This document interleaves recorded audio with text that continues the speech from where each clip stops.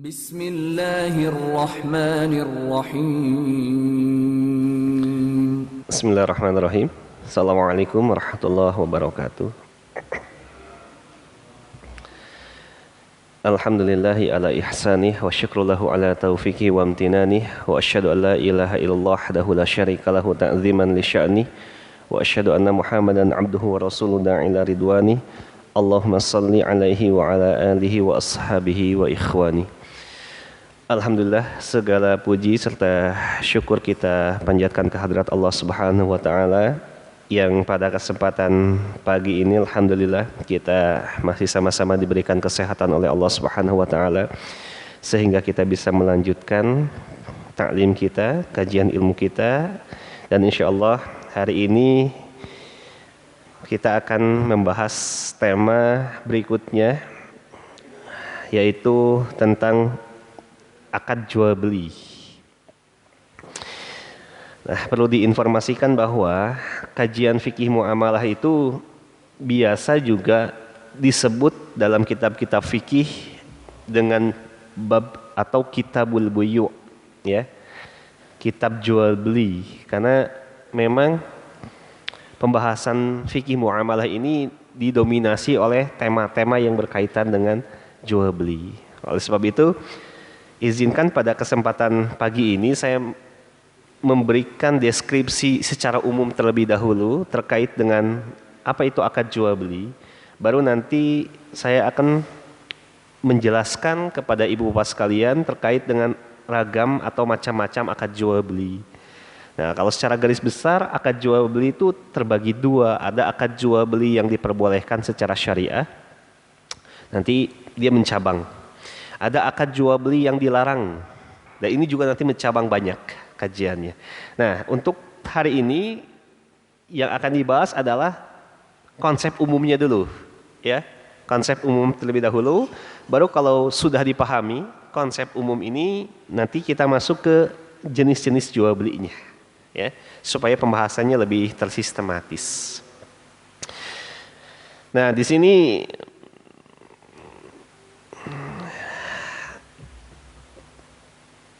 kita lihat dulu ya, definisi jual beli dalam bahasa Arab. Biasa jual beli itu disebut dengan istilah al-bai'. Bentuk jamannya ada al-buyu', ya. Jadi al-bai' itu bentuk tunggalnya, mufradnya. Kalau al-buyu' itu bentuk jamaknya atau pluralnya, ya. Jadi kalau menemukan ada istilah al-bai' baik dalam Al-Quran ataupun dalam hadis, maknanya adalah jual beli. Nah, di sini kata Ibnu Manzur, al-bai', ya, dhaddul syira'. Jadi kalimat al-bai' yang berarti jual, kebalikan dari lafaz asy-syira' yang berarti beli. Nah, kalau kita dalam bahasa Indonesia kan sudah terangkai dengan kalimat jual beli. Nah, jual beli ini dalam bahasa Arab tadi dia biasa disebut dengan istilahnya al-bai'. Nah, dalam bahasa Arab al-bai' ini dia punya 3 makna. Yang pertama mubadalah, ya, pertukaran. Dalam hal ini mubadalatu mal bil mal, menukar harta dengan harta. Yang kedua, makna al-bai' atau jual beli secara bahasa dalam bahasa Arab berarti muqabalatus syai' bisyai', ya, menukar sesuatu dengan sesuatu. Yang ketiga muawadat, maknanya menukar atau akad pertukaran antara 2 objek. Makanya sebagian ulama biasa juga menyebut dengan jual beli itu sebagai uqudul muawadat, akad pertukaran, atau uqudul mubadalat, akad pertukaran itu. Jadi akad muawadat itu yaitu akad pertukaran antara 2 objek. Nah, yang ditukar apa dalam jual beli? Benda dengan benda. Lebih spesifiknya apa? Kalau hari ini barang yang ditukar dengan uang. Nah, itu akad jual beli itu jadi pertukaran antara 2 benda atau 2 objek. Makanya disebut dengan istilahnya mu'awadat. Nah, di sini ada kalimat daf'u iwad wa akhadhu ma uwida anhu. Menyerahkan sesuatu dengan mengambil sesuatu. Nah, ini baru definisi secara bahasa. Ya. Jadi secara bahasa kalimat al-bai' dia mengandung 3 arti. Mubadalah, yang kedua muqabalah, yang ketiga mu'awadat. Ya, yang sama-sama ketiga kalimat atau kata tersebut biasa diterjemahkan dengan kalimat pertukaran. Oleh sebab itu nanti di sini para ulama menguraikan definisi secara istilah, ya, dari kalimat al-bai' atau jual beli. Ulama dari kalangan Hanafiyah, beliau menjelaskan yang disebut dengan al-bai' yaitu mubadalu syai' maghrubun fih bimislih. Saling tukar menukar sesuatu yang disenangi dengan yang semisalnya. Atau juga ada definisi dari ulama Hanafi, tamliku mal muqabalatul mal ala wajhi makhsus. Kepemilikan harta dengan cara tukar menukar. Nah, tadi yang ditukar apa? Benda dengan benda, ya. Ala wajhin makhsus, dengan jalan yang telah ditentukan. Jadi dalam jual beli itu ada metode-metodenya, ya, ada cara-caranya. Nanti kita lihat. Kemudian yang kedua, definisi dari ulama Malikiyah atau dari mazhab Maliki. Mereka mengatakan aqdun mu'awadah. Nah, tadi ada kalimat mu'awadah. Apa? Pertukaran. Perjanjian atau akad pertukaran ghairu manafi'. Ya, yang objeknya bukan manfaat. Jadi dalam akad muawadat itu ada yang ditukar itu barang atau benda dengan manfaat, ada benda dengan benda. Kalau benda dengan manfaat itu seperti akad al-ijarah, akad sewa. Jadi kalau ibu bapak sekalian mau nyewa rumah, itu yang ditukar itu antara benda dengan manfaat. Manfaat dari rumah tersebut gitu. Kemudian masih sama ya definisinya, aqdun muawadatun ala ghairu manafi', ya, wala mat'atul lazzah dzu makayis, ya. Akad tukar menukar terhadap bukan manfaat, bukan termasuk senang-senang, adalah saling tawar saling tawar menawar terhadap suatu yang diperuntukkan untuk itu. Bukan termasuk emas dan perak. Bedanya tertentu dan bukan dalam zat benda. Oh, ini definisi agak rumit lah, ya, definisi agak rumit ini. Kita masuk ke definisi dari ulama Syafi'i. Nah, ini lebih mengerucut definisinya. Jual beli itu apa? Aqdun mu'awadah yufidul milk. Yufidul milkil ain au manfa'ah ala ta'bid. Akad tukar menukar yang bertujuan memindahkan kepemilikan barang atau benda yang bersifat abadi. Nah, ini sudah cukup bagus.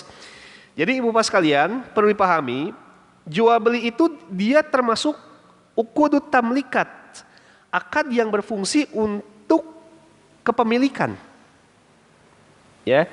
Makanya tujuan atau maudhu aqdi atau intisari atau substansi akad jual beli itu adalah transfer ownership atau perpindahan kepemilikan. Ya. Apa yang berpindah? Yaitu al-ain wal manfaah. Benda dan manfaat yang berpindah. Ya. Nah, kalau dalam akad sewa yang berpindah itu bukan bendanya, bukan kepemilikan benda, tapi kepemilikan manfaatnya saja. Kalau kita nyewa mobil, ya, ke rental mobil, maka ketika kita bayar, ya, misalnya sewa mobil sehari 500.000, ya, maka pada hakikatnya kita telah membeli manfaat atas mobil tersebut dari pemilik mobil. Jadi manfaat dari mobil itu mereka jual ke kita seharga tadi 500.000. Bukan bendanya yang kita beli, tapi manfaat atas suatu benda. Yang berpindah kepemilikannya dalam akad sewa yaitu manfaatnya, bukan bendanya. Namun kalau dalam akad jual beli yang berpindah itu benda disertai manfaatnya. Kalau kita beli mobil, ya, di dealer atau di showroom, maka mobil yang asalnya milik dealer atau showroom berpindah benda dan kepemilikannya menjadi milik kita. Ditukar dengan tadi pembayaran, karena akad jual beli merupakan akad pertukaran. Ada dua objek benda yang ditukar, ya, barang yang menjadi objek jual beli dan harga atau pembayaran.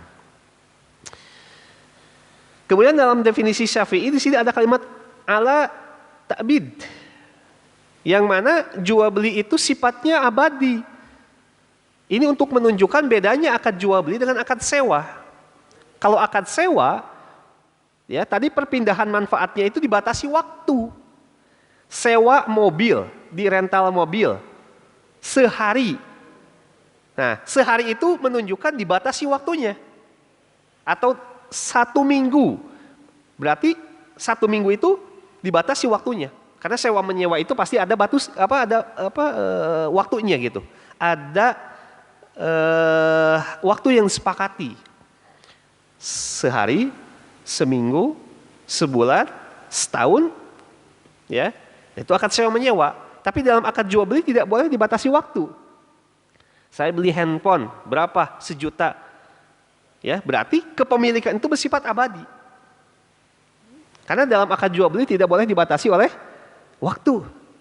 Walaupun nanti dalam perkembangannya ketika nanti saya menjelaskan tentang sukuk atau surat berharga syariah negara, nanti seakan-akan ada konsep jual beli itu dibatasi waktu. Kenapa? Karena objek yang dijual atau underlying asset milik pemerintah itu yang dijual kepada para pembeli, nanti seakan-akan dibatasi waktu yang harus dikembalikan lagi oleh pembeli kepada pemerintah sebagai pemilik underlying asset tersebut. Nanti itu agak rumit, ya. Nanti pembahasannya kalau sudah paham ini dulu. Kemudian yang keempat, definisi kata ulama dari kalangan mazhab Hanbali. Definisi jual beli itu adalah mubadatul mal bil mali tamlikan. Tukar menukar harta dengan harta yang tujuannya adalah untuk memindahkan kepemilikan. Benda atau barang yang asalnya milik penjual berpindah menjadi milik pembeli.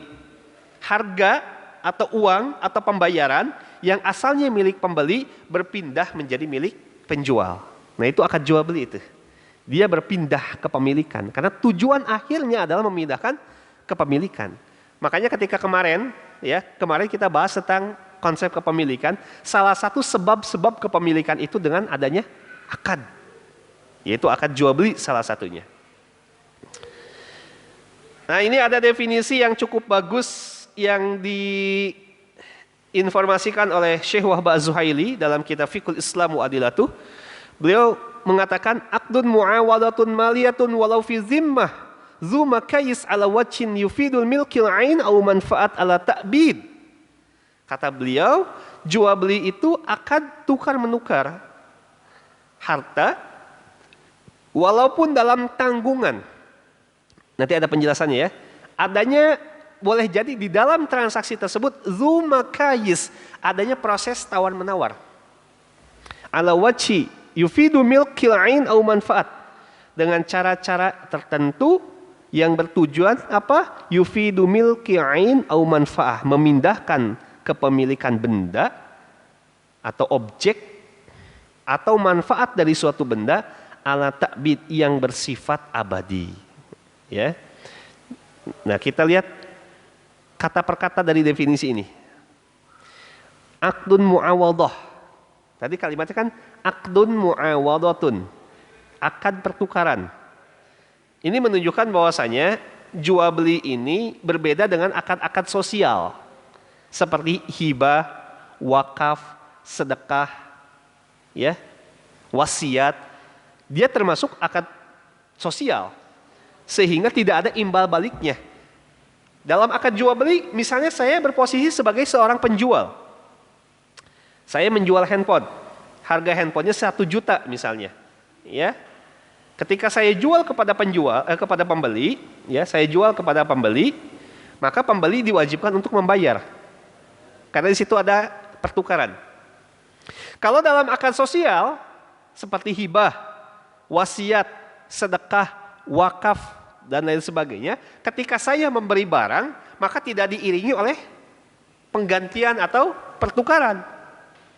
Karena sifatnya bertujuan untuk taqarrub ilallah atau mendekatkan diri kepada Allah. Tapi kalau dalam akad jual beli, karena dia termasuk akad pertukaran, maka di situ harus ada dua objek yang ditukar, benda dan pembayaran.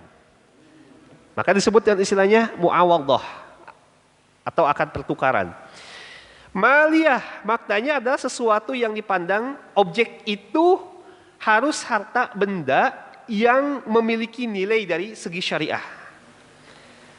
Dengan demikian kata para ulama, memperjualbelikan benda-benda yang diharamkan atau benda-benda yang mengandung unsur najis seperti bangkai, khamar, ya, atau benda-benda lainnya yang tidak boleh menjadi objek jual beli, maka itu bukan kategori harta kata para ulama.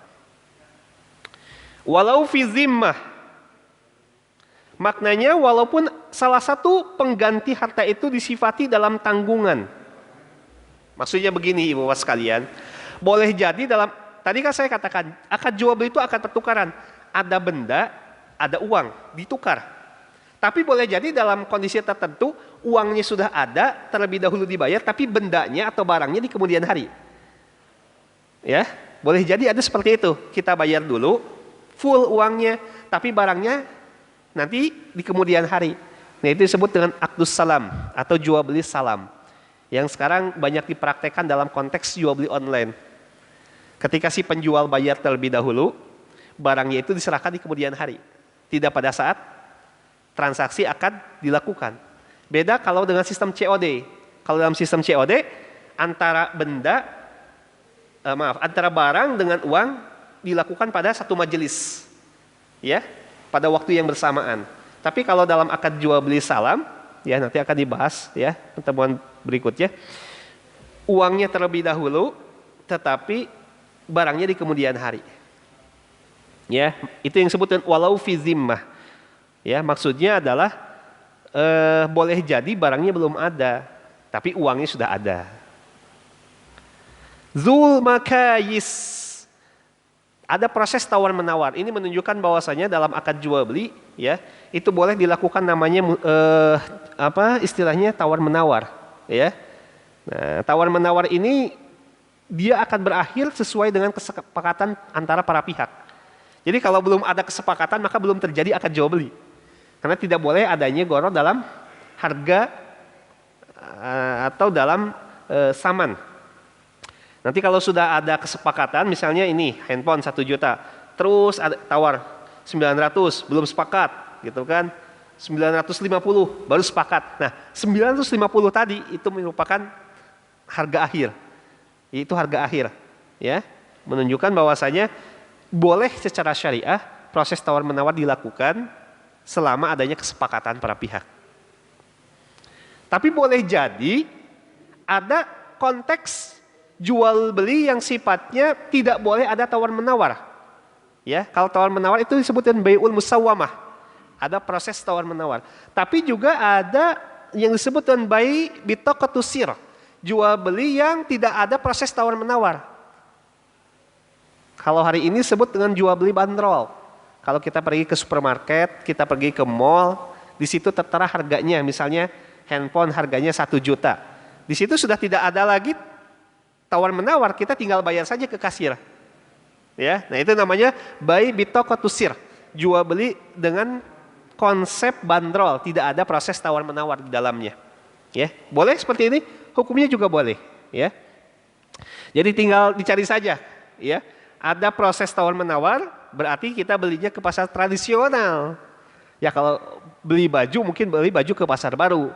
Di situ memungkinkan adanya zumakayis. Tapi kalau kita belinya ke mall, nah kemungkinan tidak ada tawar menawar. Dia harganya sudah tertera. Ya, ulama menyebut dengan istilahnya uqudul iz'an. Ya, sudah ada standar kontraknya, standar harganya. Nggak bisa ditawar di situ. Ala wajhin yufidu milkil ain au manfaah. Ya. Karena tujuan dari akad jual beli itu untuk ya memindahkan kepemilikan benda ya dan manfaat dari benda tersebut yang bersifat abadi. Tadi saya sudah katakan jual beli itu tidak boleh dibatasi oleh waktu ya. Nah ini ya tadi ini ringkasan saja ya. Ini dalil-dalil yang menunjukkan tentang halalnya akad jual beli dalam Al-Quran dan dalam hadis. Yang pertama, silakan ibu pas kalian dibuka mushafnya di dalam surah Al-Baqarah, surah kedua, ayat 275. Ya, kalau di sini ayatnya belum ditampilkan ya, saya tampilkan coba. Surah Al-Baqarah, surah kedua, ayat 275.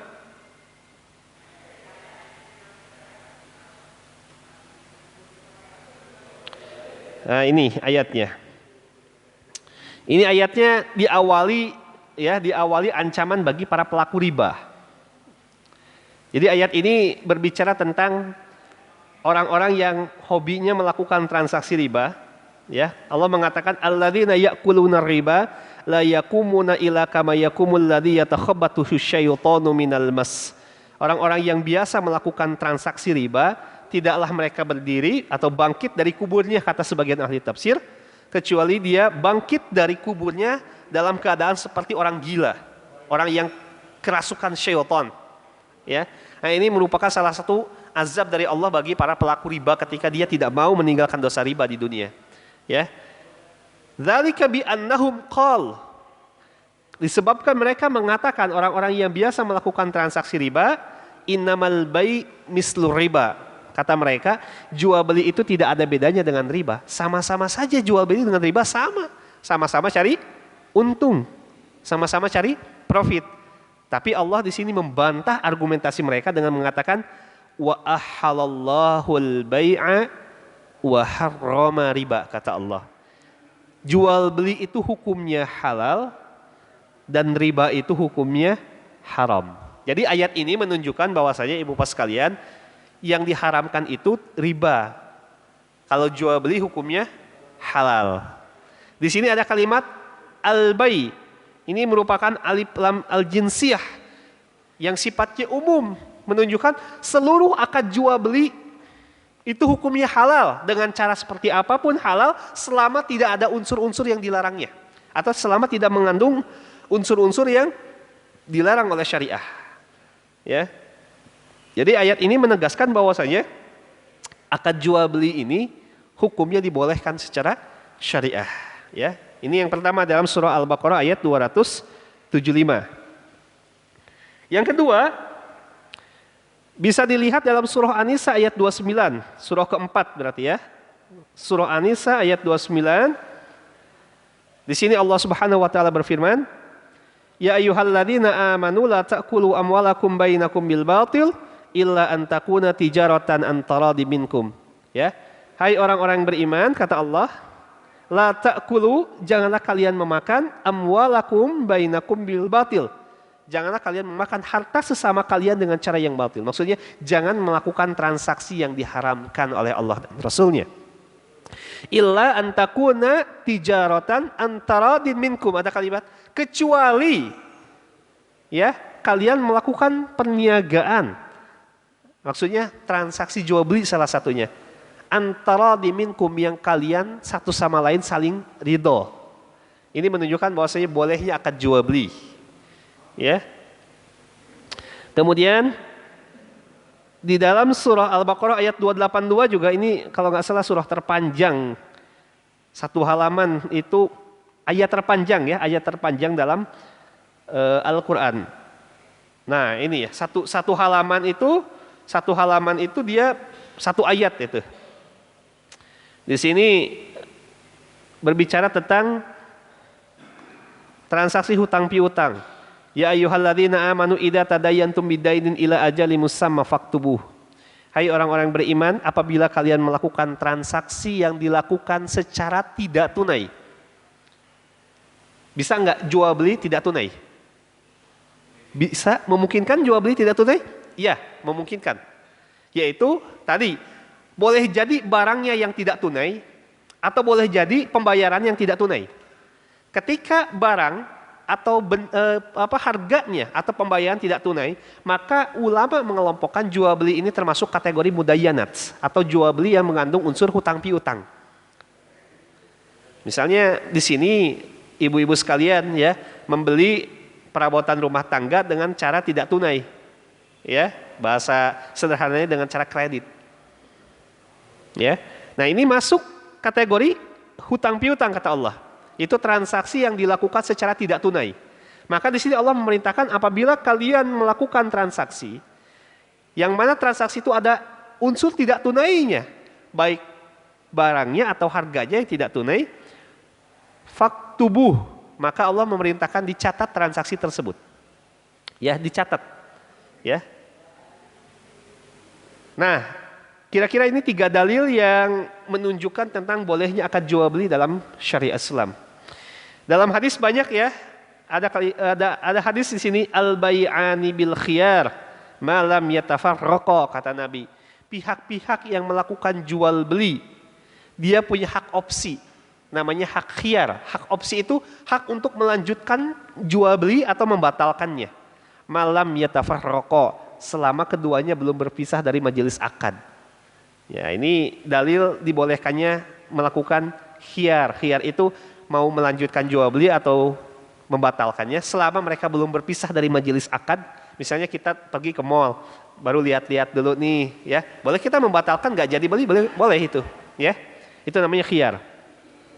Atau misalnya kita beli barang yang tidak kita lihat barangnya secara langsung, misalnya jual beli online, barangnya nggak kita lihat.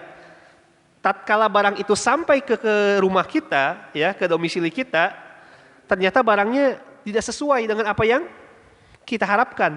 Nah, kita punya hak khiyar ru'yah namanya, yaitu kita boleh mengembalikan barang tersebut atau minta uang tersebut kembali. Ya, boleh diganti dengan barang yang sesuai keinginan atau uang itu kembali. Nah, itu namanya khiyar. Ada lagi hadis Nabi, la yabi'u ba'dukum ala bai akhi. Tidak boleh seseorang menawar barang yang sudah ditawar oleh saudaranya.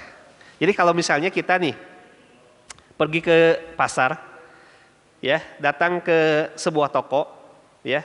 Di toko tersebut sedang terjadi tawar-menawar, ya, antara konsumen dengan penjual. Kita tidak boleh menawar di situ. Kenapa? Karena barang itu sudah sedang dalam proses tawar-menawar antara si pembeli dengan si penjual. Maka Nabi mengatakan tidak boleh kalian, ya, menawar barang yang sudah ditawar oleh saudaranya. Ya, sebagaimana Nabi mengatakan wala yaktub ahadukum an khitbati akhihi. Sebagaimana Nabi mengatakan tidak boleh kalian melamar seorang wanita yang sudah dilamar. Ya. Kenapa enggak boleh menawar barang yang sudah ditawar? Tidak boleh melamar wanita yang sudah dilamar oleh laki-laki lain, karena ilat hukumnya kata para ulama, hal itu dapat menyakiti orang lain, menimbulkan permusuhan, sehingga dalam Islam tidak boleh melakukan seperti itu. Jadi barang yang sudah ditawar oleh orang lain kita tidak boleh tawar sampai dilepaskan. Ya, sampai dilepaskan maksudnya kalau dia sudah nggak jadi ya boleh kita nawar masuk. Tadi dalam khitbah, ketika si laki-laki nggak jadi tadi mau nikahi si wanita tadi ya boleh kita masuk. Ya, yang nggak boleh itu kalau sedang proses tawar menawar atau proses lamaran, itu nggak boleh itu. Idza bay'ata faqul la khilabah. Kalau kalian melakukan jual beli, kata Nabi, tidak boleh kalian melakukan perbuatan curang. Ya, ini etikanya seperti ini. Innamal bai' antaradin. Nah, jual beli itu harus dilandaskan pada saling ridho. Tidak boleh ada jual beli yang didasarkan atas keterpaksaan. Jual dadet. Ada tahu jual dadet? Kata-kata orang Sunda. Nah, itu secara syariah itu tidak boleh itu, ya. Kita menjual atau membeli barang kepada orang lain secara paksa, nggak boleh itu. Kemudian juga ada at-tajirus suduqul amin ma'an nabiyyin wasiddiqin wasyuhada. Pedagang yang jujur, yang amanah, maka dia akan bersama para nabi, orang-orang yang siddiq dan para syuhada kelak di surga nanti. Nah, ini menunjukkan keutamaan orang yang atau pebisnis yang jujur, pembisnis yang amanah, maka mereka itu kedudukannya kelak di surga sama ya dengan kedudukan para nabi, para siddiqin dan para syuhada, orang-orang yang syahid di jalan Allah Subhanahu wa taala. Nah, ini tadi ya. Jadi intinya kalau akad jual beli ini sudah sah secara hukum, artinya sudah terpenuhi rukun dan syarat, maka dalam jual beli itu akan terjadi perpindahan kepemilikan. Ya, ini konsekuensi hukumnya. Kita lihat di sini, kewajiban yang lahir dari akad jual beli apa itu? Ya tadi, kewajiban penjual itu bayar. Kewajiban pembeli itu membayar. Pertama, kewajibannya juga adalah menerima barang. Kemudian menanggung biaya untuk pembayaran. Adapun kewajiban penjual, dua. Yang pertama, menyerahkan barang, itu kewajibannya itu. Yang kedua, menjamin barang. Maksudnya barang itu dijamin terbebas dari cacat atau aib. Nah, itu kewajiban dari penjual. Jangan sampai penjual dia menjual barang yang ada cacatnya. Kan tadi Nabi mengatakan jangan kalian melakukan jual beli yang di situ ada unsur zolimnya. La khilabah. Tidak boleh ada tipuan dalam jual beli. Ya, jadi ini ya kewajiban para pihak dari akad jual beli. Hukum jual beli.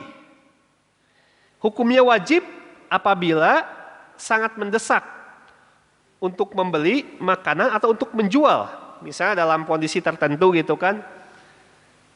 Misalnya dalam posisi sedang krisis gitu kan. Tidak boleh seseorang dia menahan barangnya. Kemudian nanti dia jual dengan harga yang tinggi atau bahasa kitanya timbun, ihtikar. Ya, nggak boleh hukumnya melakukan penimbunan atau ihtikar. Ya, kondisi lagi butuh gas LPG, ya. Kalau kita punya stok sebagai penjual, ya serahkan.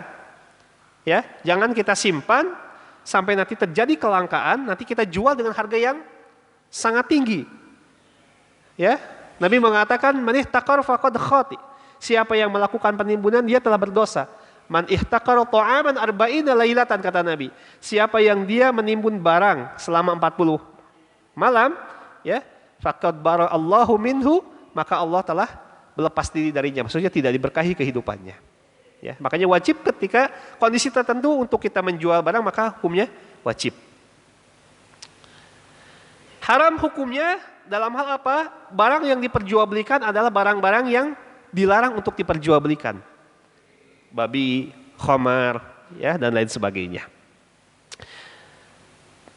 Nadab, ya, seorang penjual bersumpah kepada orang lain akan menjual barang dagangannya yang tidak akan menimbulkan kemudaratan bila dia menjualnya. Ini hanya dianjurkan saja. Hukumnya bisa makruh memperjualbelikan kucing dan kulit binatang buas untuk dimanfaatkan. Ini sebagian pendapat mengatakan hukumnya makruh. Tapi nanti kita akan bahas di bab-bab tertentu tentang hukum jual beli kucing atau hukum jual beli binatang buas. Ya, ini nanti ada pembahasan khusus. Nah, jual beli itu secara garis besar ada dua. Pertama ada jual beli yang sahih atau jual beli yang sah secara hukum. Apa? Ketika rukun dan syarat dari jual beli itu terpenuhi. Ada jual beli yang batal ketika rukun dan syarat dari jual beli tidak terpenuhi. Makanya di sini harus paham intisari jual beli itu di rukun dan syaratnya. Ya, nanti ini pembahasannya akan dibahas di kemudian hari. Saya masuk ke rukun dan syarat dulu. Ya, rukun dan syarat ini. Kalau ini tadi metode pembayaran bisa dilakukan secara cash, tunai, atau takjil, nakad. Nakad ya, ini maksudnya cash, tunai, atau takjil, pakai ain ya, takjil. Makanya kalau Ramadan itu ada istilah takjil kan. Takjil itu artinya apa? Menyegerakan. Maksudnya menyegerakan untuk berbuka. Jadi takjil itu artinya menyegerakan, bukan objek. Takjil itu bukan kayak bala-bala, gehu gitu kan, cendol, bukan ya. Itu mah makanannya, tapi maksudnya takjil itu upaya untuk menyegerakan berbuka saum. Ada lagi pembayaran itu dilakukan secara takjil, itu pakai alif, takjil. Kalau tadi kan pakai ain, takjil. Ini tuh pakai takjil. Kalau takjil itu pembayarannya di kemudian hari. Barangnya sekarang, barang sekarang, tapi bayarnya nanti misalnya di bulan depan kalau kita udah punya uang. Itu namanya takjil. Ada lagi taksid. Taksid itu jual beli dengan skema cicil. Ya, bayarnya itu secara determin. Misalnya pembayaran dilakukan 3 kali. Ya. Nah, itu namanya taksid. Nah, nanti yang ada perbedaan pendapat ulama dan nanti kita akan bahas khusus tentang hukumnya yaitu yang taksid.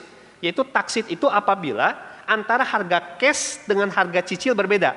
Kalau cash 1 juta, kalau cicil 1.500.000. Di situ berarti ada ziyadah alal waktu, adanya tambahan yang disebabkan adanya penguluran waktu. Sebagian ulama memandang itu hukumnya riba, karena definisi riba adanya ziyadah atas penguluran waktu.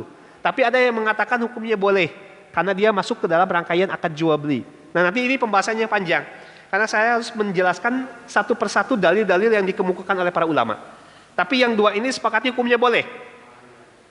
Yang cash boleh, yang ditangguhkan juga boleh. Ya, itu metode pembayaran saja. Nanti ini yang agak panjang pembahasannya. Ya, rukun dan syarat jual beli. Sebetulnya secara garis besar rukun dan syarat jual beli itu sama, ya, dengan rukun dan syarat pada bab akad yang sudah kita bahas. Nah, khawatir ibu bapak lupa, saya ulang. Ada 3 nih rukunnya nih. Jadi gini, ketika bab jual beli atau bab-bab dalam muamalah lainnya, maka ibu bapak sekalian diwajibkan untuk memahami ini. Karena ini rumusnya. Tidak memahami ini menyebabkan kita nggak bakal paham tentang fikih muamalah. Jadi menunjukkan sah atau tidak sahnya transaksi muamalah, mau itu jual beli, sewa menyewa, kerjasama, atau apapun itu, maka ini kata kuncinya ini. Ya, 3 ini nih. Yang pertama ijab kabul, disebut dengan sigot akdi. Yang kedua ada akidain, para pihak yang melakukan transaksi. Yang ketiga ada ma'qud alaih, objek yang ditransaksikan. Nah, sah dan tidaknya akad jual beli tergantung terpenuhi atau tidaknya rukun dan syarat jual beli. Mirip perkawinan. Sah dan tidaknya perkawinan ditentukan terpenuhi atau tidaknya terpenuhi rukun perkawinan. Saya mau tanya nih, rukun perkawinan ada berapa? Rukun kawin. Ada yang mengatakan 4, ada yang mengatakan 5. Kita urai. Yang mengatakan 4. Pertama, rukun nikah itu adanya para pihak atau mempelai, laki-laki dan wanita. Yang kedua, adanya wali dari pihak wanita.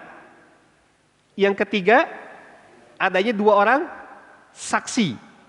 Yang keempat, ijab dan qabul. Yang mengatakan 5, ditambah 1 lagi, mahar. Jadi rukun itu bahasa mudahnya, karena kalau bahasa usul fikihnya kan rumit tuh. Ya ma yatawaqqafu wujudu syai'i wa kana dakhilan an wujudihi. Sesuatu yang wajib ada dalam pelaksanaannya. Yang apabila tidak ada maka tidak akan pernah ada pelaksanaan hukum itu. Nah, itu kan bahasanya rumit. Jadi gampangnya rukun itu sesuatu yang harus ada untuk melakukan perbuatan hukum. Itu rukun itu. Tadi dalam akad nikah atau dalam perkawinan, kalau rukunnya salah satu saja nggak ada, itu perkawinan dianggap batal atau tidak sah. Misalnya, para pihaknya ada, mempelai laki-laki dan perempuan. Walinya dari pihak perempuan ternyata tidak ada. Saksi ada. Ijab kabul boleh jadi di situ dilakukan, tapi tidak dihadiri oleh wali dari pihak mempelai wanita, karena laki-laki nggak usah pakai wali, datang sendirian besok nikah jadi-jadi. Tapi kalau pihak perempuan nggak bisa, karena tidak boleh pihak perempuan itu menikahkan dirinya sendiri. Kata Nabi, hanya seorang pezina lah yang dia menikahkan dirinya sendiri. Makanya itu menjadi rukun wali nikah itu dari pihak perempuan. Bagi laki-laki nggak ada ketentuan harus pakai wali. Ya, para pihak ada tapi tidak ada wali, maka tidak sah hukumnya. Atau ada wali tapi tidak ada saksi, maka juga tidak sah hukumnya. Karena dia rukun. Ya, makanya tadi yang mahar nomor 5 itu ikhtilaf ulama. Ya. Tapi kalau saya menganjurkan ada mahar, tapi mahar itu tidak harus dibayar tunai, karena mahar itu bisa dilakukan secara cicil atau ditangguhkan. Yang penting disebutkan maharnya ada gitu. Walaupun nanti dalam sigot akadnya disebutkan bahwasanya pembayarannya tidak tunai. Kira-kira seperti itu. Sama dengan jual beli. Dia harus ada ijab kabul. Kemudian juga harus ada ini, akidain. Para pihak yang terlibat dari akad jual beli, dalam akad jual beli siapa? Ya dua, penjual dan pembeli. Karena tidak mungkin jual beli itu ada kalau tidak ada penjual dan pembeli gitu. Kira-kira seperti itu. Kemudian yang ketiga harus ada objek. Objek dalam akad jual beli dua. Adanya barang, adanya harga.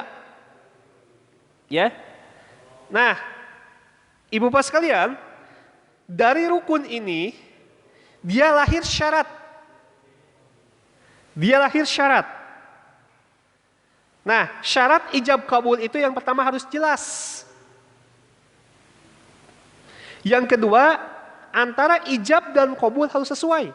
Saya jual barang ini 1 juta, itu ijabnya. Kabulnya kata si pembeli, saya beli 900.000, nggak sesuai, nggak boleh. Karena antara ijab dan kabul harus sesuai. Ketika si penjual mengucapkan lafadznya 1 juta, maka si pembeli pun harus 1 juta. Yang ketiga harus bersambung.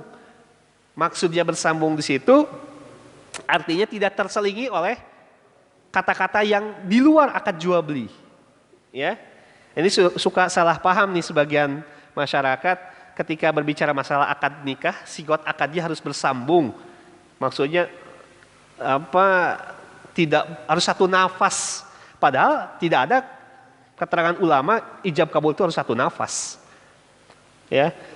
Jadi kasihan orang-orang yang punya asma nantinya. Kalau ijab kabul harus 1 nafas. Maksudnya bersambung itu tidak terselingi oleh kata-kata lain di luar transaksi akad itu. Gitu. Kemudian sarana ijab kabul itu bisa dengan lisan. Kalau kita pergi ke pasar tradisional itu pakainya lisan itu. Berapa harganya? Ya 10.000 ini sekilo buah ya. Itu lisan itu. Dengan tulisan. Nah kalau tulisan hari ini banyak dilakukan di supermarket, di mall ya. Kalau kita beli pakai tulisan tadi. Kemudian isyarat.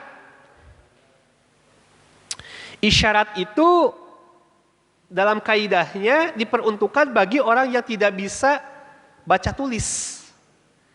Ya boleh jadi ada orang yang dia kesulitan untuk membaca atau kesulitan untuk berbicara, ya maka sarananya adalah isyarat.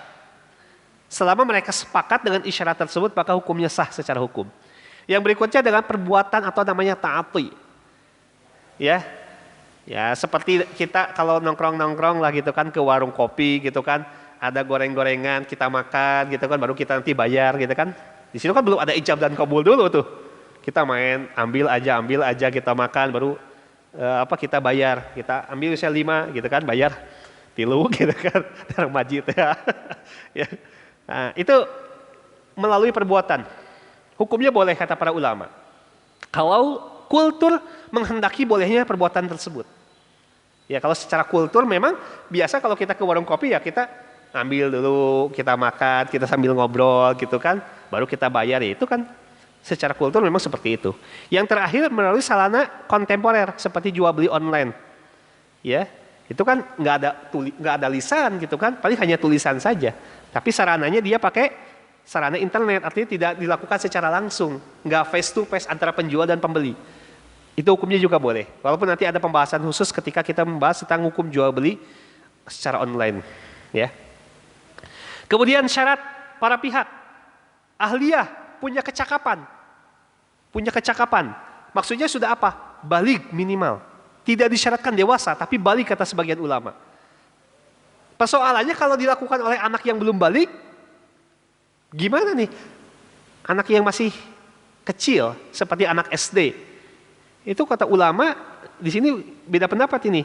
Ada yang mengatakan jual belinya sah, ada yang mengatakan jual belinya tidak sah. Anak SD, anak kita yang sekolah SD, kita kasih uang sehari misalnya 10.000. Mereka kan jajan sendiri.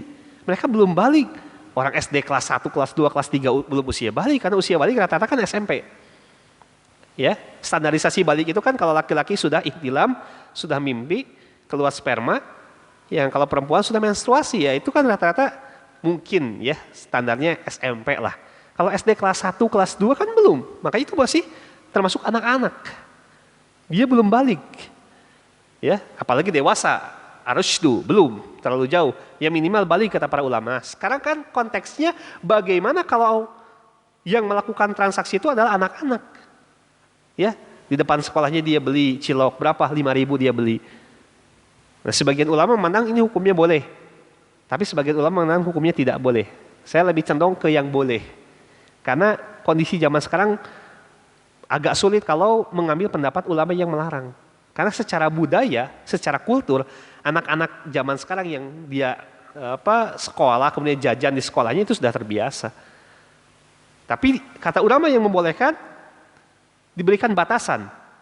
Selama objek yang diperjualbelikan adalah hal-hal yang lumrah untuk mereka melakukan jual beli. Sehingga anak-anak yang misalnya tadi anak-anak SD, kalau objeknya adalah objek yang biasa mereka beli, makanan, jajanan, ciki, permen, ya silakan saja. Tapi kalau mereka jual beli apa saham, ya developer, itu kan nggak mungkin, sehingga nggak boleh, karena itu tidak lazim dilakukan oleh anak-anak sebelum balik. Ada nggak anak-anak yang sekarang belum balik mereka melakukan jual beli saham, ya jual beli tanah, gitu kan nggak mungkin. Ya, nah, saya lebih cenderung pendapat yang membolehkan selama objek yang diperjualbelikan adalah hal-hal yang biasa mereka jual belikan. Yang kedua, ahliyah itu kecakapan itu meliputi selain usia, kematangan intelektual. Artinya orang gila dan orang idiot tidak dipandang sah akan jual belinya. Tapi dalam kenyataannya ternyata ada. Orang yang gila dia beli rokok, saya pernah lihat sendiri tuh. Ya, orang gila beli rokok, dia bayar, dia ngerokok, padahal dia orang gila. Nah, gimana secara hukum ini boleh atau tidak ini? Ya, nah, ulama mengatakan dia harus orang yang waras itu. Orang gila kan orang yang dia dicabut beban hukumnya, taklifnya dicabut itu. Ya, nah, makanya sebagian mengatakan transaksinya tidak sah gitu. Di sebagian pun ada mengatakan hukumnya boleh-boleh saja gitu kan. Ya, nah ini ikhtilaf ulama. Kemudian wilayah. Wilayah itu artinya kewenangan. Kalau ahliyah itu artinya kecakapan, kalau wilayah itu artinya kewenangan. Karena boleh jadi ada orang yang hari ini menjual barang yang bukan kewenangannya dia. Makanya hukumnya tidak boleh. Ya, melakukan transaksi jual beli yang tidak dia punya kewenangan di situ. Ya. Misalnya menjual barang milik orang lain. Kan ada kaidahnya ya juzu li ahadin ayatasrafa fi milki ghairi illa bi izni. Tidak boleh seseorang dia menjual atau melakukan transaksi terhadap barang orang lain tanpa izin dari si pemiliknya. Pernah ada kasus. Kalau anak kecil dia menjual barang milik orang tuanya. Apakah dia termasuk ahliyah? Wilayah kewenangannya atau tidak? Nah, ini beda pendapat ini.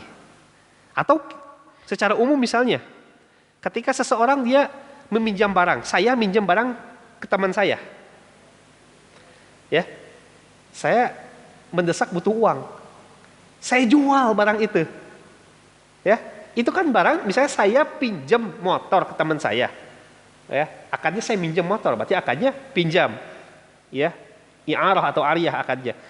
Di tengah-tengah jalan, saya butuh uang. Kepaksa saya jual, walaupun dalam niatan saya nanti saya ganti gitu. Tapi saya lagi butuh uang, saya jual nih motor teman saya.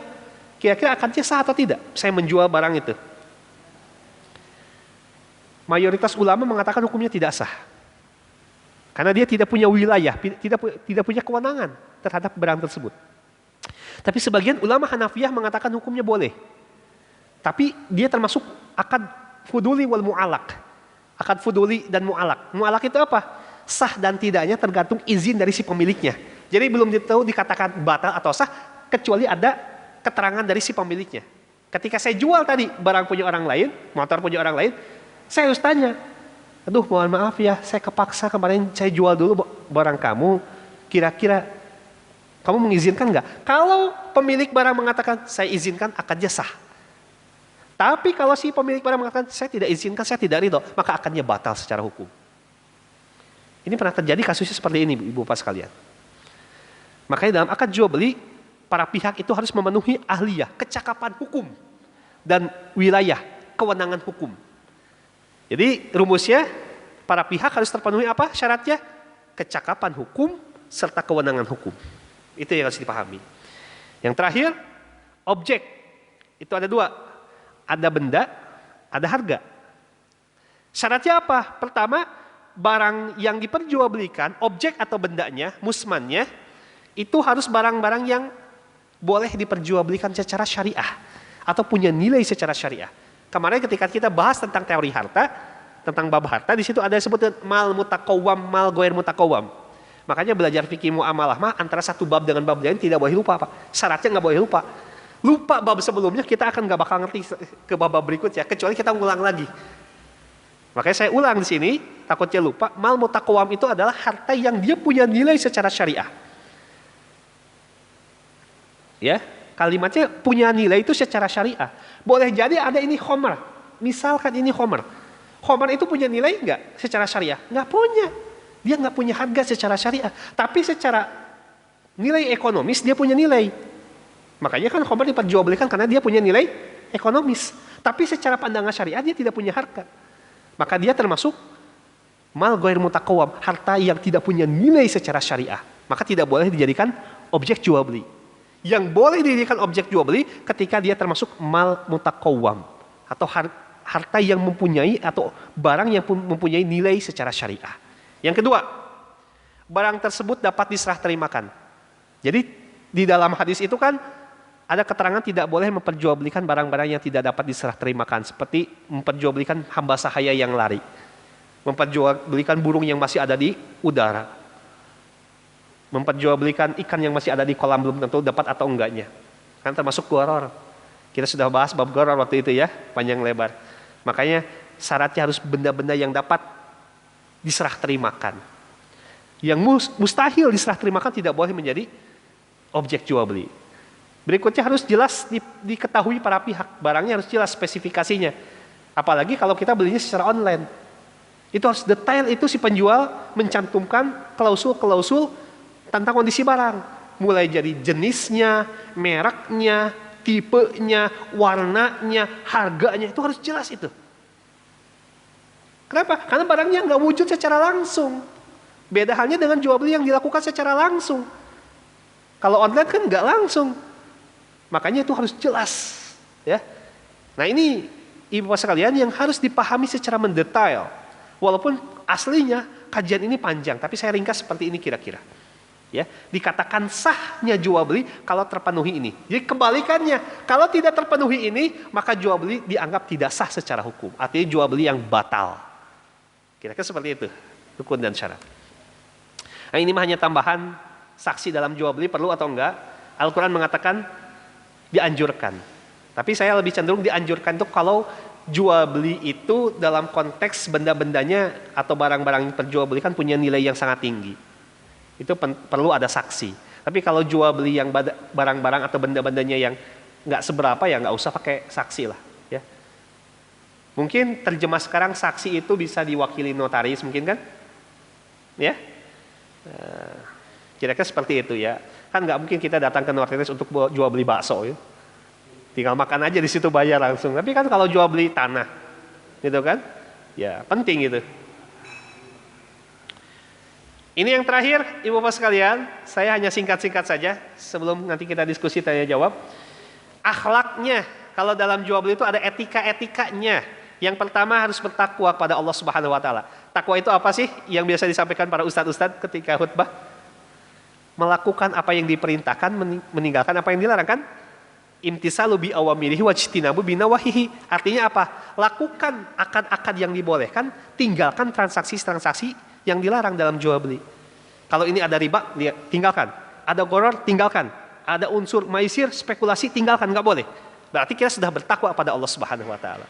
Jadi orang yang bertakwa itu bukan hanya yang ibadahnya bagus, tapi yang muamalahnya juga bagus, dia termasuk kategori orang yang bertakwa pada Allah Subhanahu wa taala. Kedua, tawakal. Tawakal itu menyerahkan seluruh urusan hanya kepada Allah Subhanahu wa taala diiringi dengan ikhtiar yang maksimal. Ya. Ini kan kalau dalam hadis di dalam Riyadhus Shalihin itu kan ketika ada orang yang dia menunggangi unta, dia mau sholat ke masjid, kemudian dia tidak ikat untanya. Kemudian Nabi larang kan?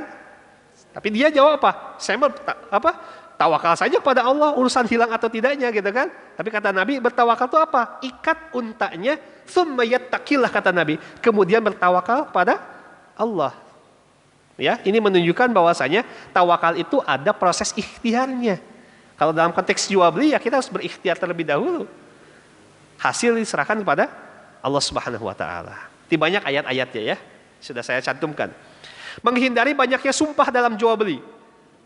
Nabi melarang ya para pihak yang menjual barang itu banyak dia bersumpah ya. Bersumpah demi melariskan barang dagangannya, ini hukumnya tidak boleh kata Nabi. Melakukan pencatatan.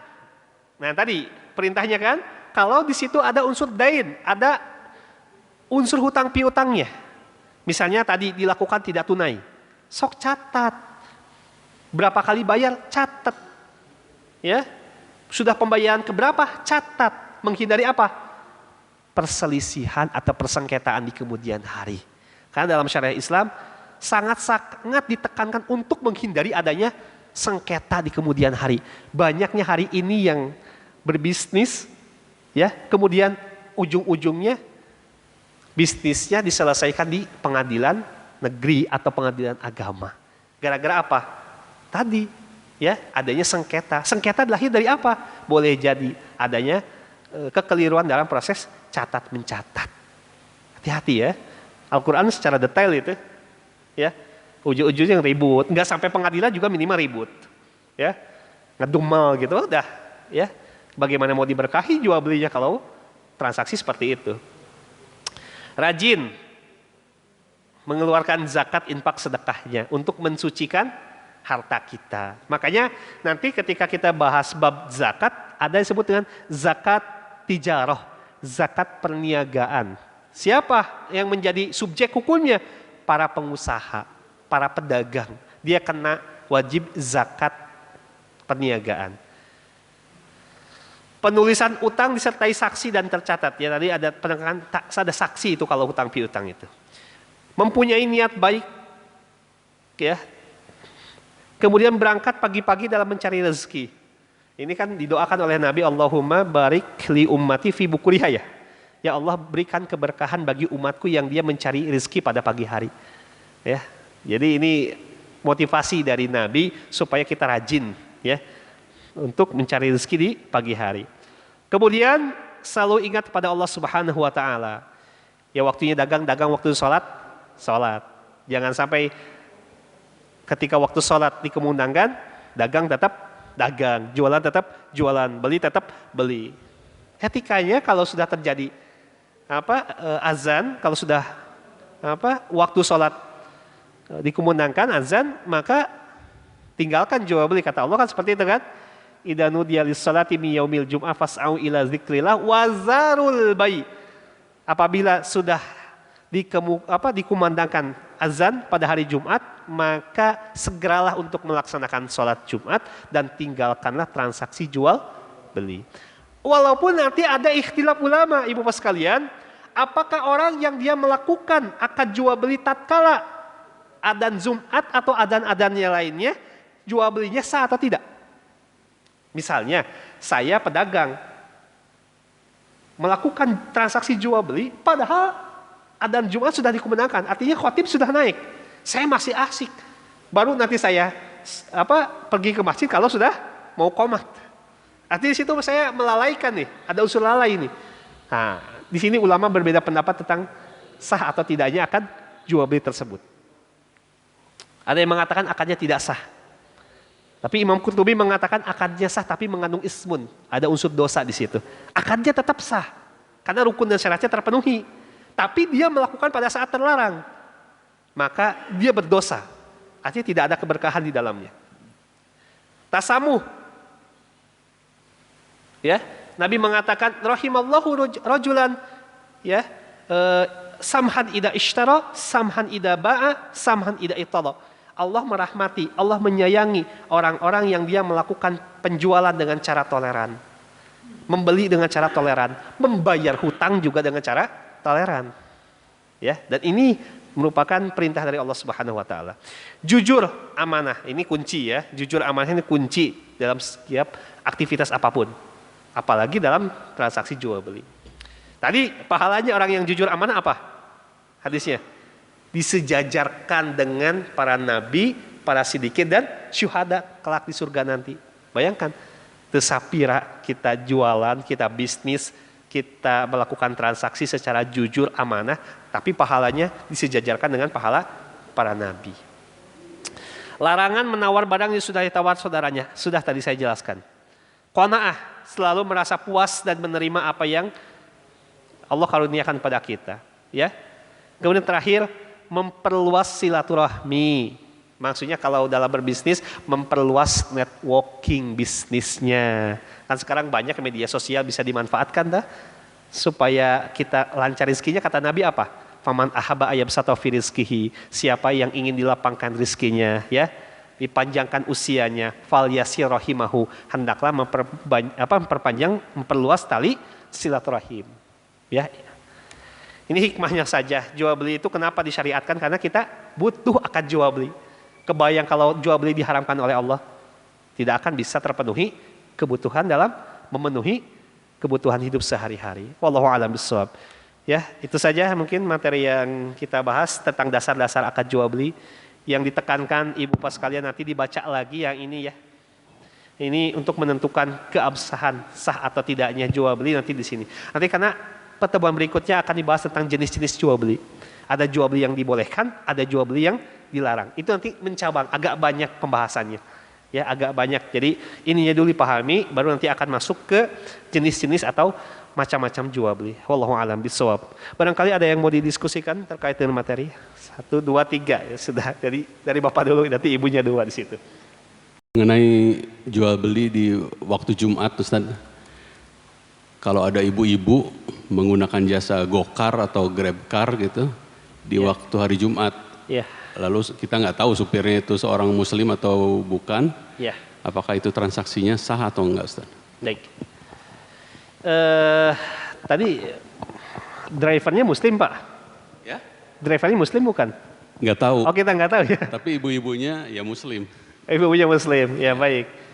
Karena ini mirip dengan bagaimana kalau ibu-ibu yang melakukan transaksi di saat sholat Jumat berlangsung atau saat ibadah sholat Jumat. Kata para ulama, karena ibu-ibu bukan termasuk yang terkena khitab Jumat, maka hukumnya boleh.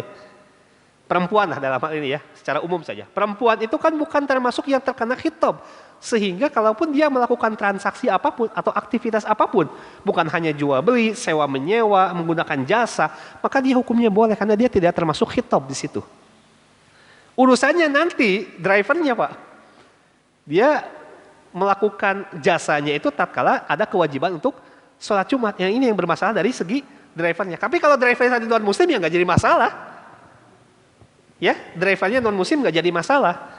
Ya, jadi hukumnya perempuan yang menggunakan jasa ya driver ketika hari Jumat itu hukumnya boleh. Ya mudah-mudahan si drivernya non muslim sehingga dia tidak punya kewajiban sholat Jumat. Tapi kalau dia punya kewajiban sholat Jumat, kenapa dia masih mengorder pada saat sholat Jumat mau dikumandangkan? Seharusnya kan dia off dulu. Ya, seharusnya dia off dulu. Ya, makanya hukumnya diperbolehkan seperti itu.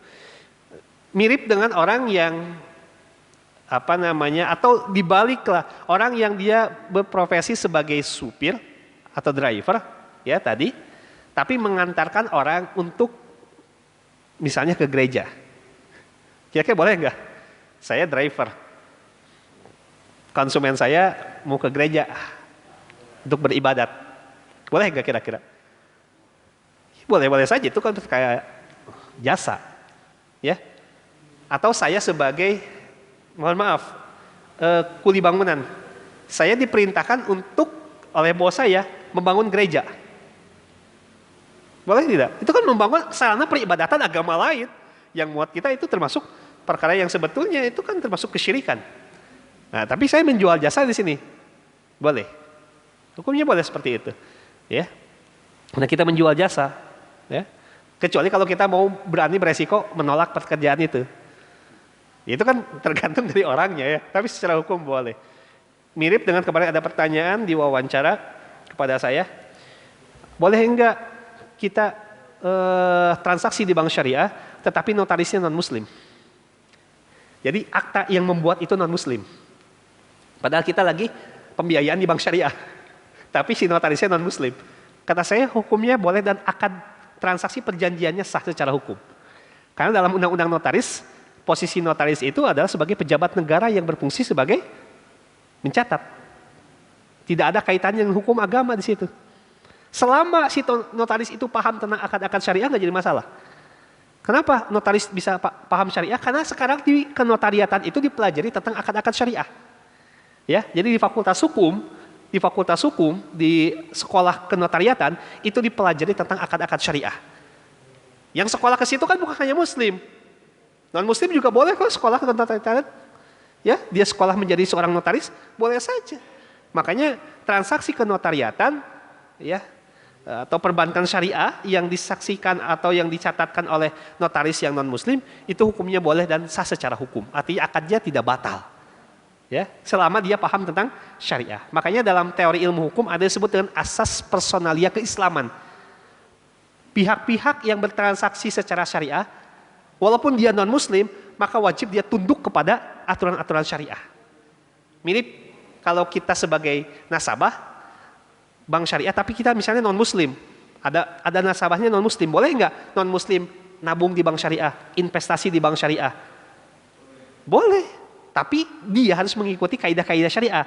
Itu disebut dengan asas personalia keislaman. Ya, kaidahnya seperti itu.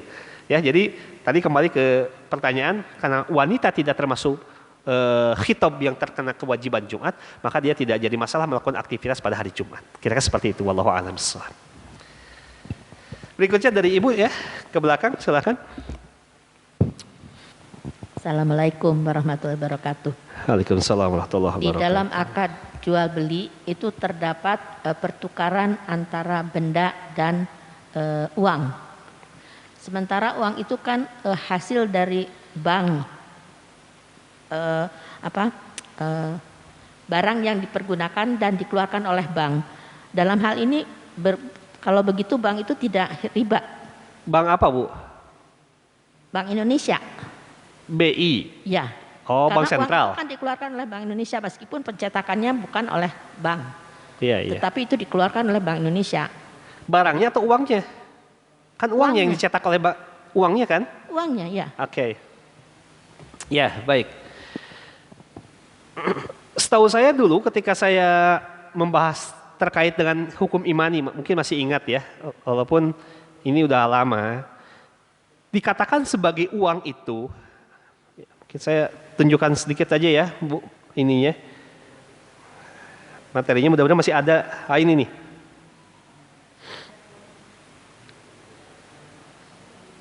Jadi dikatakan sebagai uang itu ada persyaratannya. Nah ini nih, persyaratan dikatakan sebagai uang.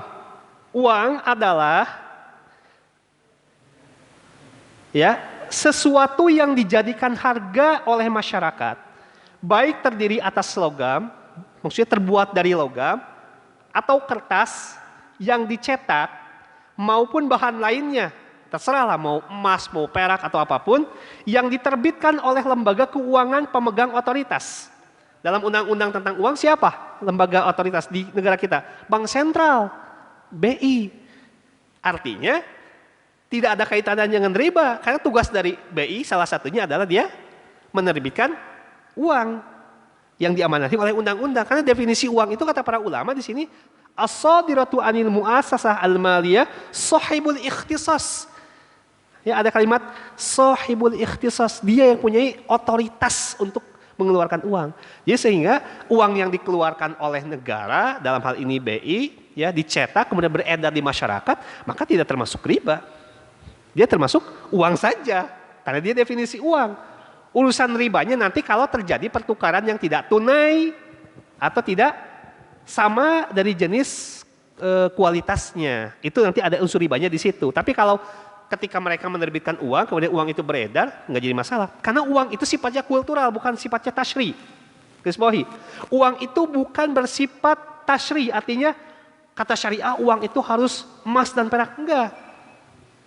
Uang itu sifatnya kultur, tergantung dari daerahnya masing-masing.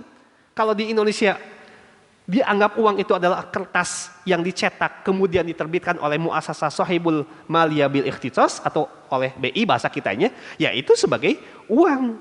Jadi uang itu bukan ketentuan syariah. Kalaupun ada yang mengatakan uang itu dinar dan dirham, emas dan perak, di zaman Nabi juga emas dan perak. Karena emas dan perak itu adalah mata uang yang terjadi di zaman Nabi. Tahu nggak sejarah mata uang dinar dan dirham? Itu kan bukan dari Nabi, itu dari Romawi kan. Sebelum Nabi lahir, orang Romawi sudah menjadikan emas dan perak sebagai mata uang. Artinya itu juga warisan dari non-muslim, dari Romawi. Sebelum Nabi lahir juga sudah sepakai itu kan. Artinya, bahkan di zaman Umar bin Khattab, kalau tidak dikhawatirkan terjadi kelangkaan, kata Umar, maka aku akan menjadikan kulit-kulit unta itu sebagai mata uang, terbuat dari kulit-kulit unta. Tapi khawatir terjadi kelangkaan unta pada saat itu. Masa Umar mau melanggar ketentuan syariah? Ini menunjukkan bahwasanya mata uang itu sifatnya kultural. Setiap negara, setiap daerah, setiap tempat bisa berbeda satu sama lain. Tidak ada ketentuan syariah uang itu harus berbentuk emas dan perak atau dinar dan dirham. Kalaupun mau diberlakukan, undang-undangnya harus dirubah dulu. Karena ini berkaitan dengan kebijakan moneter suatu negara. Kira-kira seperti itu, Bu. Tapi Bank Indonesia itu kan tidak hanya mengeluarkan mengenai uang, tetapi transaksi-transaksi perbankan juga dilaksanakan oleh Bank Indonesia.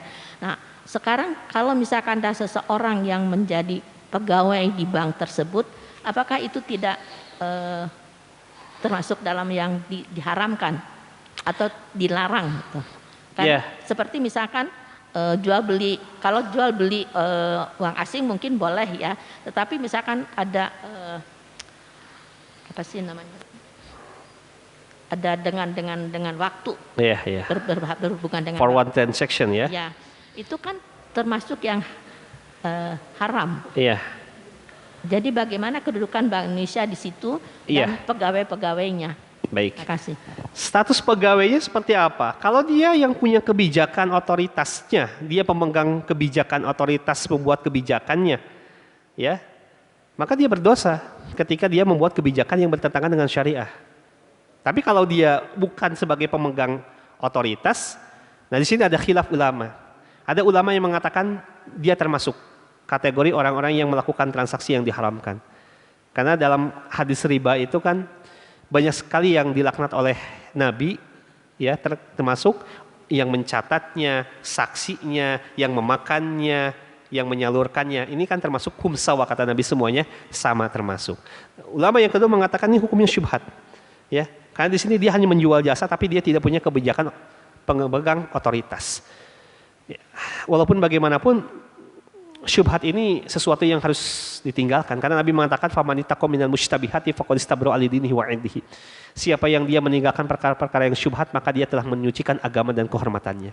Artinya agama tidak selalu menganjurkan agar kita berada dalam perkara yang syubhat. Agama selalu menganjurkan kita untuk menghindari perkara yang syubhat. Ya, kalau dia bisa untuk meninggalkan pekerjaan tersebut karena dipandang itu tidak sesuai syariah, maka itu jauh lebih baik. Tapi dalam kondisi sekarang harus dinilai manfaat dan mudaratnya, Bu. Apakah beresiko tinggi atau tidak? Nah, ini tergantung dari keimanan kita. Ya. Makanya kenapa perlu ada edukasi terkait dengan pemahaman syariah, ya, terkhusus bagi para pemuda. Ini agar tidak terjebak. Jangan sampai para pemuda itu sudah terlanjur mereka nanti kerja di tempat-tempat yang bernuansa ribawi, baru tahu sekarang hukumnya, mereka ragu untuk keluar, dilematis. Tapi kalau mereka sudah punya basic ilmu dari awal, tahu ini perkara yang boleh, ini yang haram, maka dia tidak akan lari kerja untuk mencari pekerjaan di tempat-tempat yang diharamkan. Ya, saya lebih cenderung pendapat yang melarang, Bu. Ya, artinya kalau memungkinkan untuk dia resign karena dia termasuk kategori transaksi yang dilarang, oke. Tapi kan tadi saya katakan, tergantung dia punya kebijakan otoritatif atau tidak. Atau kok dia ditempatkan di bagian yang termasuk ada unsur ribanya atau tidak. Tidak semua di BI itu termasuk orang yang punya kebijakan dalam transaksi ribawi. Ya, salah satu tadi ketika pencetakan mata uang kan tidak ada unsur ribanya. Hukumnya boleh sekalipun embel-embelnya BI. Ya, sekalipun dia logonya BI, tapi kan dia bukan transaksi ribanya. Ya. Jadi ya ini tergantung nanti kondisinya seperti apa. Apakah kalau dengan berisennya atau keluarnya dia mudorot atau tidak. Nah, makanya ini menjadi bahan pertimbangan. Kalau saran saya ya lebih baik tidak berada di dalam teritorial yang memang termasuk kategori yang dilarang. Saya kira seperti itu, Bu. Assalamualaikum Ustaz. Waalaikumsalam warahmatullahi wabarakatuh. Alhamdulillah, semoga Ustaz selalu dalam sehat dan berkah Allah. Amin. Ustaz, ini anak saya nih yang paling bungsu remaja ya. Sekarang tuh kerjaannya sebagai YouTuber. Qadarullah dia punya sahabat yang dari kecil punya harimau. Lalu sekarang udah besar. Ya intinya sih dipertontonkan sebagai hiburan mungkin ya untuk para remaja dan itunya banyak yang nontonnya banyak sekali. Menghasilkan uang juga lumayan gitu. Saya tadi mendengar bahwa jual beli binatang buas dilarang gitu. Itu jadi saya sangat mengkhawatirkan itu, hasilnya juga bagaimana. Tapi ini yang saya dengar resmi ya, jadi ada izin-izin dari pemerintah juga. Bahkan sepertinya juga memang ada manfaatnya, diundang ke kebun-kebun binatang di luar kota gitu. Jadi seperti mensosialisasikan makhluk ya binatang-binatang yang langka. Barangkali ada nasihat atau apa Ustaz. Terima kasih. Iya. Terdengar Pak? Iya, yang saya tangkap mungkin pertanyaannya terkait dengan status hukum jual beli binatang buasnya ya Bu ya? Iya betul, dan hasil dari perniagaan seperti itu bagaimana Ustaz? Hasilnya? Iya sebagai YouTuber. YouTuber? Iya YouTuber dia. Ya baik, mungkin yang pertama terkait dengan YouTuber kan ini perkara yang sifatnya duniawi. Selama dia membuat konten-konten yang sifatnya positif ya nggak jadi masalah. Ya, tapi kalau dia membuat konten-konten yang dilarang secara syariah atau mengandung unsur-unsur yang dilarang oleh agama ataupun aturan negara kita, maka itu tidak boleh dan penghasilan YouTuber seperti itu hukumnya haram.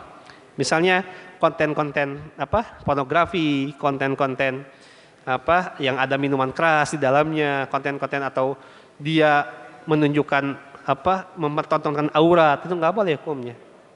Penghasilannya haram jelas. Ya. Tapi kalau dia konten-konten yang positif, ya seperti dakwah atau sebagainya, atau tutorial-tutorial yang sangat bermanfaat. Misalnya saya sebagai ahli teknologi, saya berikan tutorial-tutorial, misalnya untuk menginstal ini, hukumnya boleh secara syariah. Ya. Dan penghasilannya halal. Jadi tergantung objek dari konten tersebut apa. Nah, jadi tergantung ya Bu, saya nggak tahu kontennya apa yang dibuatnya. Nanti Ibu tanya saja, kalau kontennya positif, hukumnya halal. Kalau kontennya negatif, maka haram. Ya. Apa? Diperjualbelikan tidak?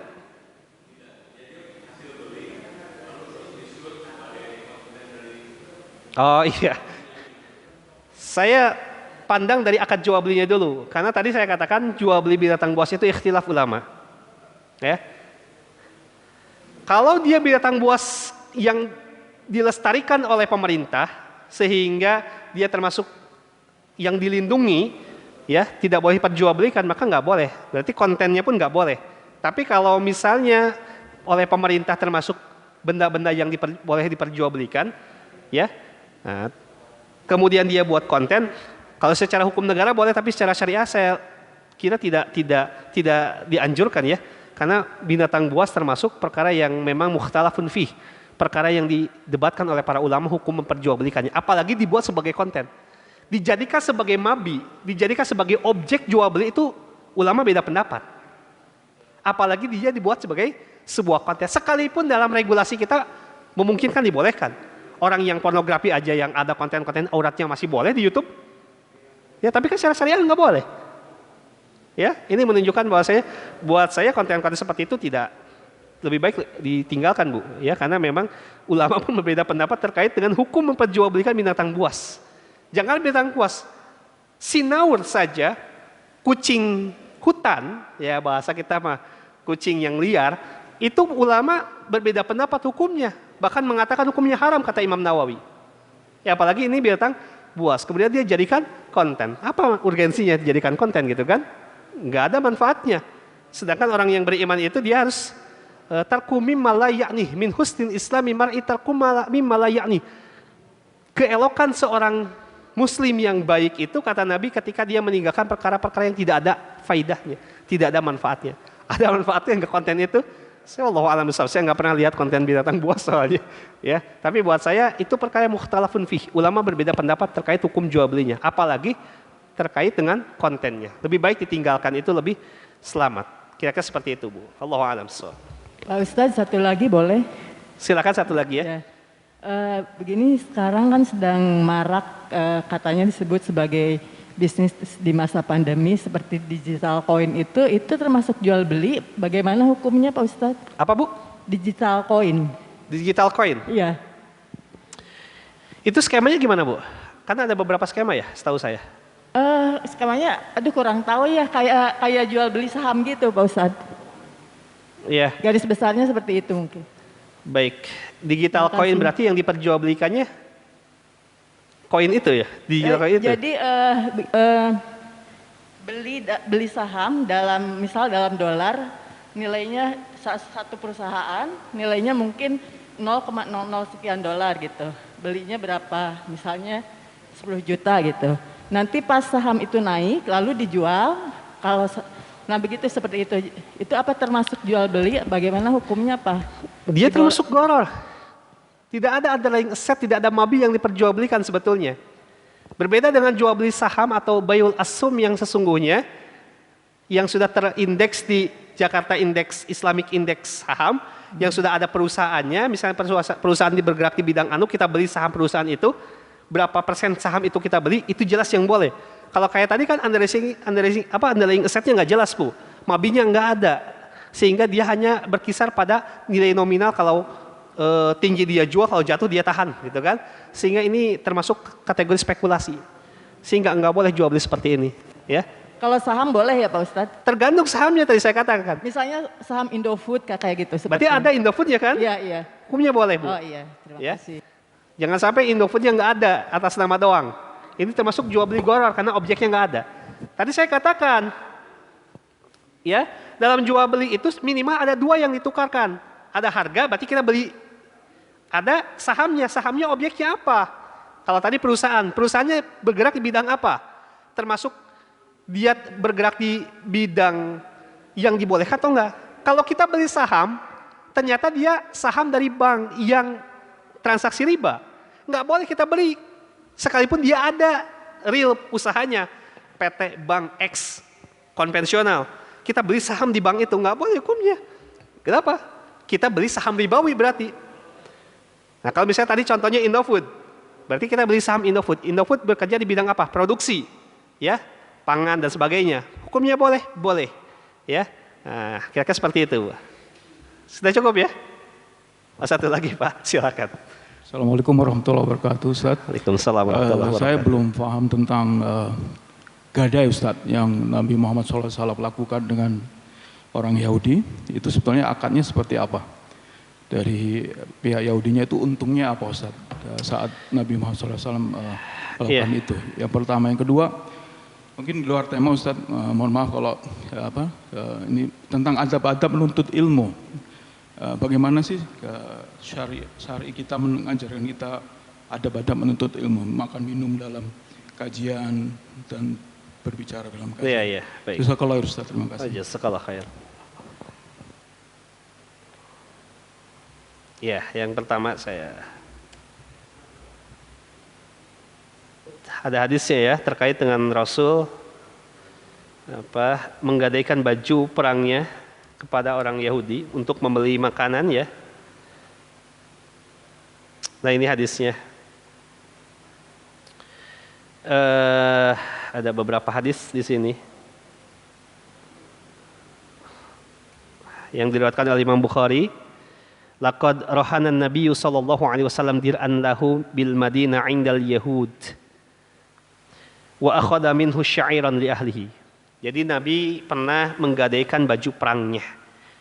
Ya, dalam hadis lain min hadidin yang terbuat dari besi. Baju perang yang terbuat dari besi berarti dia punya nominal harga yang cukup mahal. Karena pada saat itu juga biasa baju perang menjadi standar mahar bagi para laki-laki yang mau menikah. Ya, ketika Nabi mau menikahkan seseorang, Nabi mengatakan kamu punya nggak mas kawin dari baju perang yang terbuat dari besi.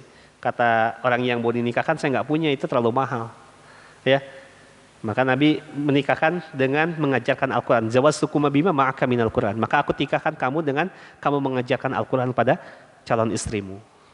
Ya, ini menunjukkan baju perang itu dia punya nilai ekonomis yang cukup mahal pada saat itu. Nabi gadaikan untuk keperluan apa? Untuk menafkahi atau membelikan makanan keseharian kebutuhan pokok, ya, pangan keseharian. Wa akhadha minhu sya'iran li ahlihi. Ya, Nabi beli untuk gandum yang diberikan kepada keluarganya. Kepada siapa Nabi menggadaikan? Bil Madinati 'indal Yahudi. Kepada orang Madinah di Yahudi. Hadis ini sekiranya ada dua makna yang bisa kita ambil. Yang pertama, dihalalkannya transaksi gadai dalam syariah Islam. Selama gadai itu memenuhi rukun dan syarat akad gadai itu sendiri. Ada 4 rukunnya. Yang pertama ada rohin. Rohin itu pihak yang menggadaikan barangnya. Kemudian ada pihak murtahin, penerima gadai. Kemudian ada marhun bih, barang yang digadaikan. Kemudian ada rohannya, ada hutangnya. Kalau sudah terpenuhi 4 itu, maka lihat syaratnya, rukun syaratnya. Kalau sudah terpenuhi, maka akadnya sah. Maka dalil ini menunjukkan bolehnya akad gadai dalam syariat Islam. Gadai itu sebutnya termasuk akad asesoir atau uqudut tabi'iyah, yaitu akad ikutan yang merupakan akad pokoknya akad hutang piutang. Jadi itu hanya akad pelengkap, bukan akad yang berdiri sendiri gadai itu. Dia akad pelengkap. Dari mana? Dari akad hutang piutang. Sehingga ketentuan hukumnya harus menginduk kepada ketentuan hukum hutang piutang. Yang intinya apa? Tidak boleh ada riba. Karena gadai atau rohan dalam teori syariah itu bukan termasuk akad bisnis. Dia akad sosial. Kalau ada orang yang butuh, kita bantu, tapi kita khawatir, ya dia nggak bisa bayar, maka ada jaminannya. Saya lebih suka menyebut istilahnya agunan daripada jaminan. Ada agunannya. Maka gadai itu disebut dengan transaksi hutang piutang yang disertai dengan agunan. Ada pengikatnya, yaitu ada agunannya.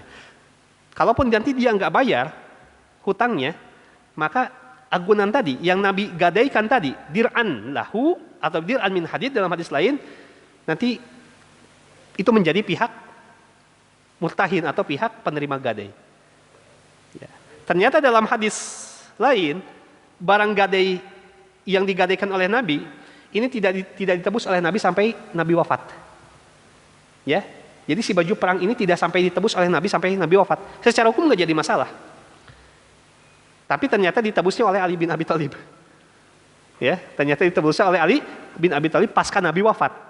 Sekiranya tidak ditebus oleh Ali, itu hukumnya nggak jadi masalah. Ya, karena sudah impas. Ya, sudah impas dengan tadi adanya barang gadai tersebut. Yang kedua, hadis ini menunjukkan bahwasanya bolehnya kita melakukan transaksi dengan non-muslim. Karena Nabi menggadaikan baju perangnya kepada orang Yahudi.